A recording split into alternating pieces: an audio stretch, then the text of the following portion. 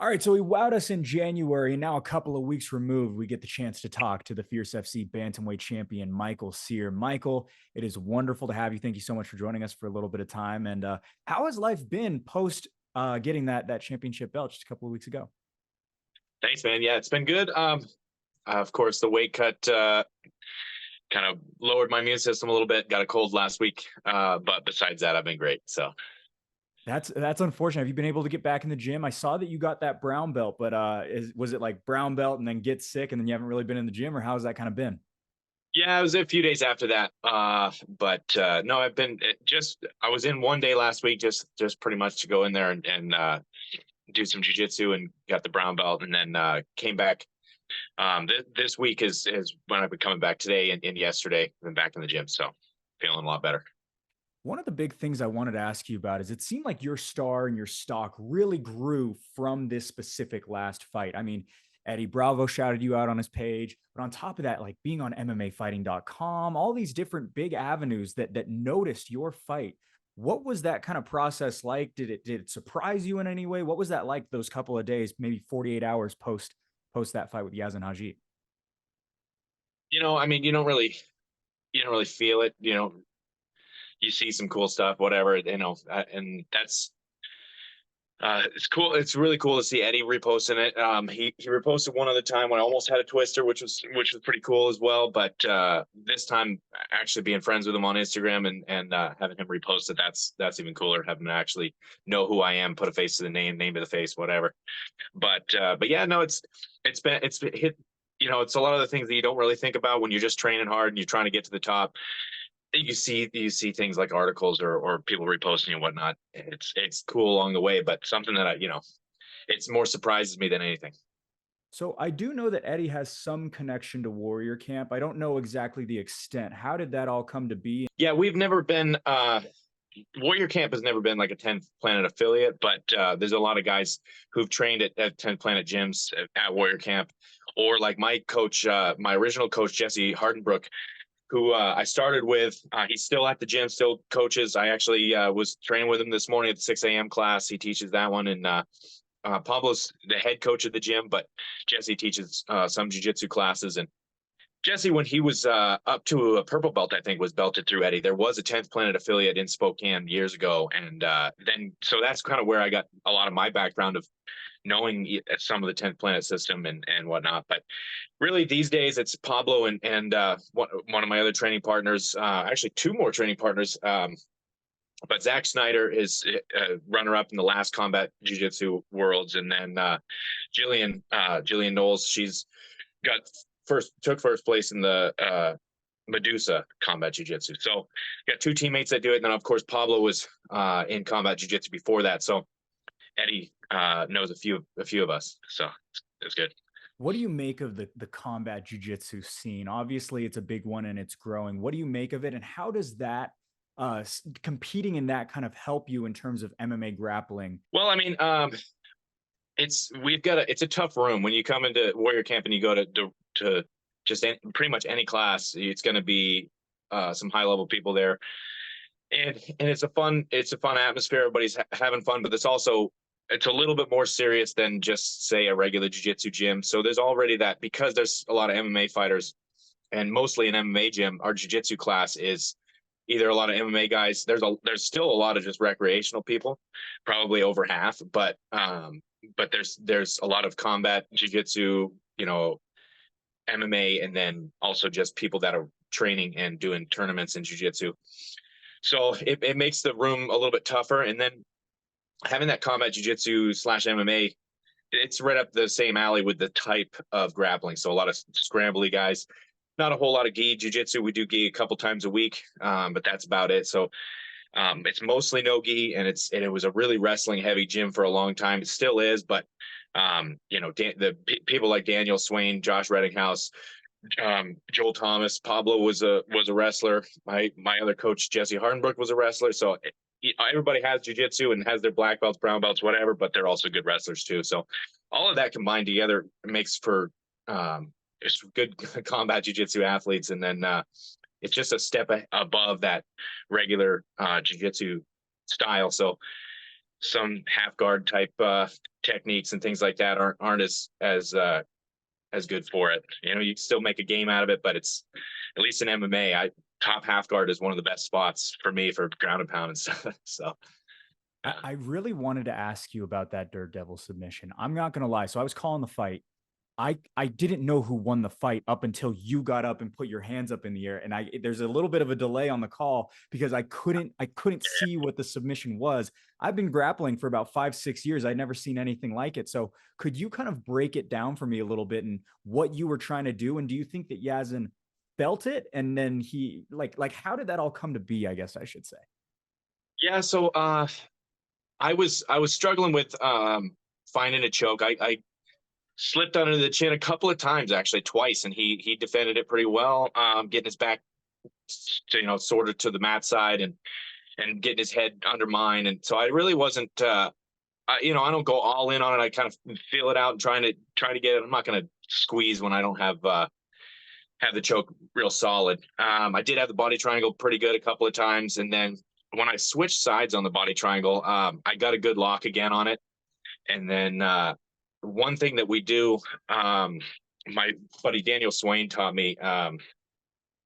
So with the twister, normally you have the lockdown on the leg, but with that body triangle, it works the same way. A lot of 10th Planet guys do it too, but as long as they turn into the lock side where you have the figure four, you can let them turn that way because you can hook the leg, and also the lock kind of blocks the hip a little bit from twisting.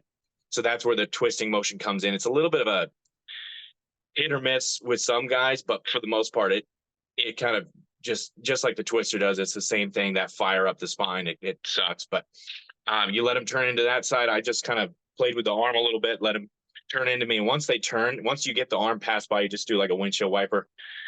Once that arm gets passed by, they're stuck both ways. They really can't turn into that lock, and they really can't turn back because now their arm's stuck.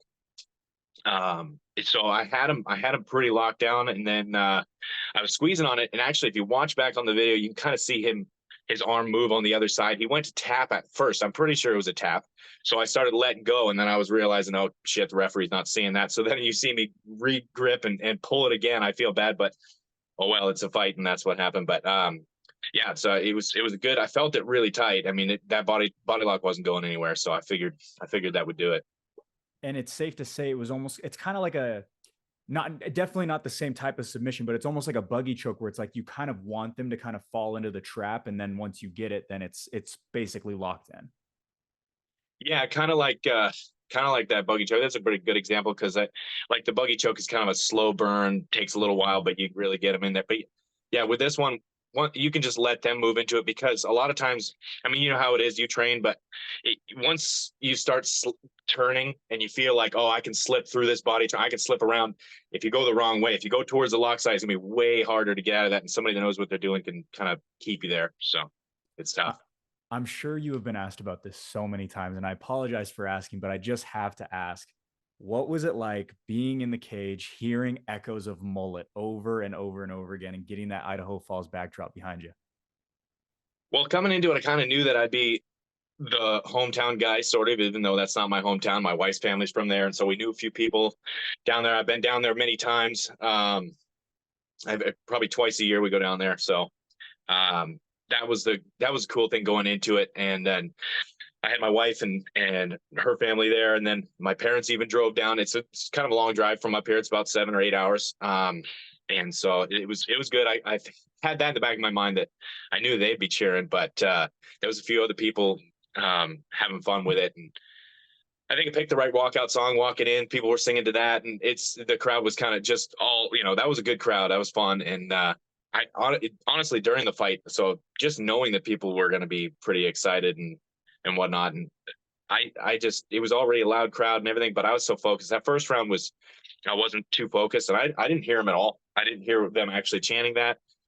Normally I'll hear stuff outside the cage. The second round's when I did, when I had his back, but I didn't hear it at all in the first round. I kind of felt weird in that first round, but yeah, that was cool though. That And right at the end, I heard that pop when I dropped him. It kind of rocked him a little bit. I heard the pop of the crowd that time. I mean, they weren't saying Mullet, but they were loud. That was cool. That is absolutely fascinating. I didn't realize that you didn't hear it at first and then you heard it on the second time around, but Yeah. that is so cool. So really quick also with that, just what did you make of Yazin Haji? Obviously a veteran of the game, a little bit more experienced than you, not a ton, but just a little bit more. Obviously he has gone to the likes of Dana White's Contender Series, faced some big names.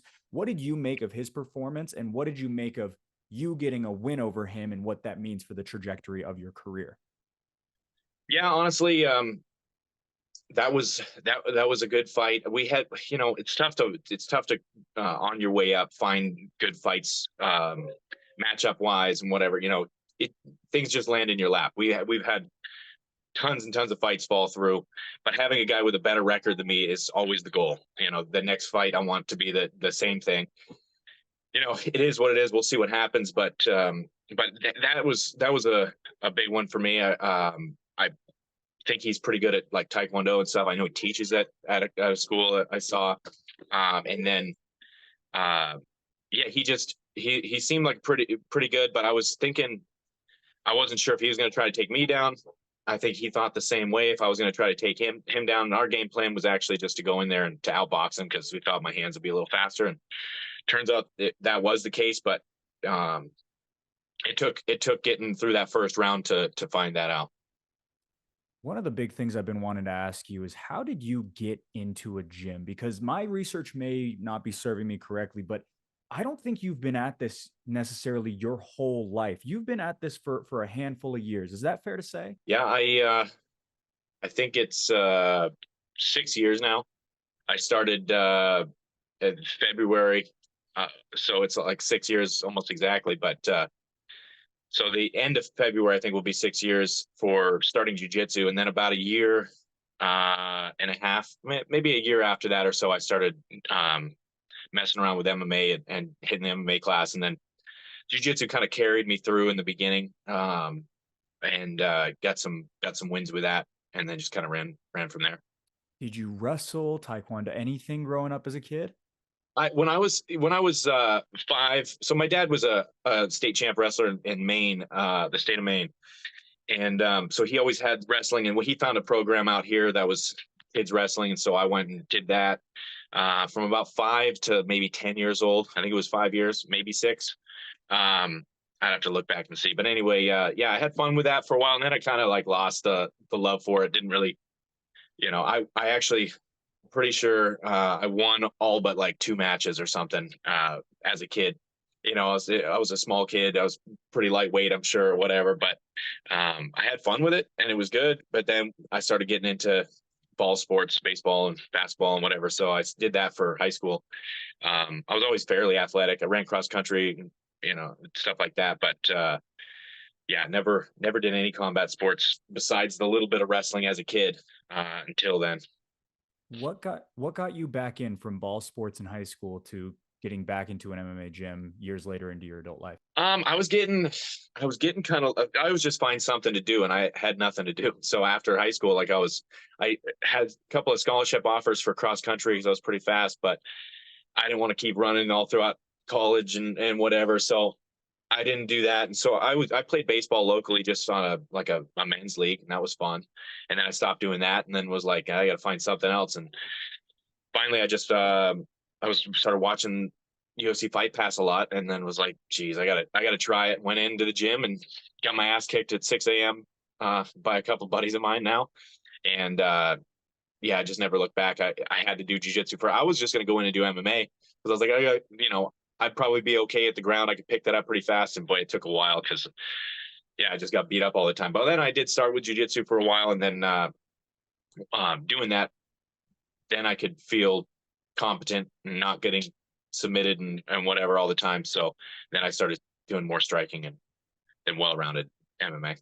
You are such a special talent, and I think for someone who's only been training 5 to 6 years, it's kind of staggering how successful you've been thus far. And it's not against tomato cans; it's against good, solid competition who have been training probably significantly longer than you. What do you attribute your successes in the cage to, considering you probably haven't clocked in as much time as necessarily everybody else in terms of years along the line? Yeah, I don't have a lot of like mileage on my body in the combat sports world, which is great. So that helps. But really, I put in so much. I put in, you know, you could say the years that people have of experience, but the hours is really where I think it counts. And I spend a lot of time in the gym, whether it's getting up, it's, for the 6 a.m. class and then going to work and then going back into the gym, or on some days, or it's just like when I have a fight camp coming up and I'm getting to the point where I'm training so much more. I kind of have to put the 6 a.m. class on the back burner for a while because I can't get up early and then go to bed late all the time when I'm training that much. And then I'm doing hours and hours just all day long. And um, that's really where I think I've gotten the most from it. And I get obsessed with being good at something that I like. And I definitely like doing jujitsu. I definitely like striking and working with Pablo, with my other coach, CJ Phillips, doing hit mitts, doing Muay Thai. Pablo has kind of a more Cuban boxing style with a little bit of kicks and knees mixed in. And then we kind of rounded over with CJ, and then I'm going to be working with him again today. But just finding people to work with, and just really loving going in every day and trying to beat the guys that are right at my level. And I've always, man, getting the tap for the first time on somebody, caught him with a triangle, and I was like, oh man, it's like catching a fish. You want to keep doing it. It's fun. So that really just keeps me training hard in the gym. It's fun for me. A lot of people say they don't like training, but it's one of my favorite things to do. As long, get in a fight camp, getting close to the fight, and you're getting sucked down, and not eating as much food and that kind of stuff. That sucks a little bit, but besides that, it's freaking awesome. You're so humble. You have such a selfless approach. I feel like almost every answer you've given me, you've attributed something to your gym. What is it about Warrior Camp that separates it from any other gym where you may be or all over the world? Well, we're a small gym with big talent. There's a lot of people that are so good, like really, really, really good, and that's another reason why there's a lot of big things happening from the small gym. You get a lot of personal training from the coaches there. Pablo took me under his wing pretty early because one of his rules is show up to his classes. If you're always at his class, you're not just showing up to spar on Fridays or on whatever day. If you're showing up to classes and then he sees your progress or whatever, he'll take you in and hit mitts with you, do stuff like that. And Pablo and Rose, that's what they've always been. They're go all in on somebody. Once they see that you're all in, they see you all the time. You're a face that's always there. They go all in, and that's really what makes Warrior Camp so good. Is that they get the people that own it, the people that run it. They're all in if you are, and so that's what happened to me. Is just showing up every day, working hard. I mean, it feels like I haven't been in there forever because, just starting to get back. It's only been 2 weeks, but took almost took a week off and then got sick. So that's like 2 full weeks off. That never happens for me. So getting back in there is going to be great. When we were leading into that fight on my prep, so many times just highlighted every which way, finish, finish, finish, 100% finish rate. And that was the huge thing that flew off the film for me. Obviously, the goal is to get to the UFC, I would say. Is that fair to say? Oh yeah, for sure. And you always hear Dana White, the UFC brass, prioritizing that 100% finish rate for these guys who are up and coming. How important is having a 100% finish rate going to be as you get closer and closer to your dreams? Well, I think it means more to me to win that way. I mean, it's like I do the same thing in jiu-jitsu. I don't like the point systems. I don't care. I've lost a couple of times because of points and things like that. Obviously, I'm going to go into a fight smart. I'm going to fight with points in mind in a way, in the striking department and whatnot. But with grappling, I mean, I'm going for the submission at all times. It's not going to be. I went for just having the guys back for like 2 minutes. I went for, I don't know, 5, 6, 7 different submissions. There was one of them that I don't know if anybody even caught. I just grabbed his neck and started doing a neck crank from the back. I thought of it while I was weight cutting a couple days earlier. I'm trying to get a finish one way or the other, and that's what looks good on film. That's what looks good on paper, and it doesn't really feel like a win. I don't think. If I win in a decision, I don't want to stand there and wait for someone else to tell me that I won. I want to win. Last question from me. Have you been paying attention to the field just this last weekend? A huge bantamweight fight, Joe Haro getting his hand raised. I'm just curious, are you paying attention to the field of what's going on in Fierce as you are our champion? Are you looking elsewhere? What is your plan for the future for Michael Sear? Yeah, well, we had a couple of fight offers happen and whatnot. Nothing really panned out, but I did hear you guys talking about Haro, and I haven't seen his fight yet. I did see that he won, but I'll probably look that up. That'd be an interesting fight. But really, I just leave. Um, I signed with Jason House like a year or so ago, and my stipulation to him was as long as you talk to Pablo and you guys are in agreement, you just tell me what to do. I listen to Pablo all the time, and he's always been right.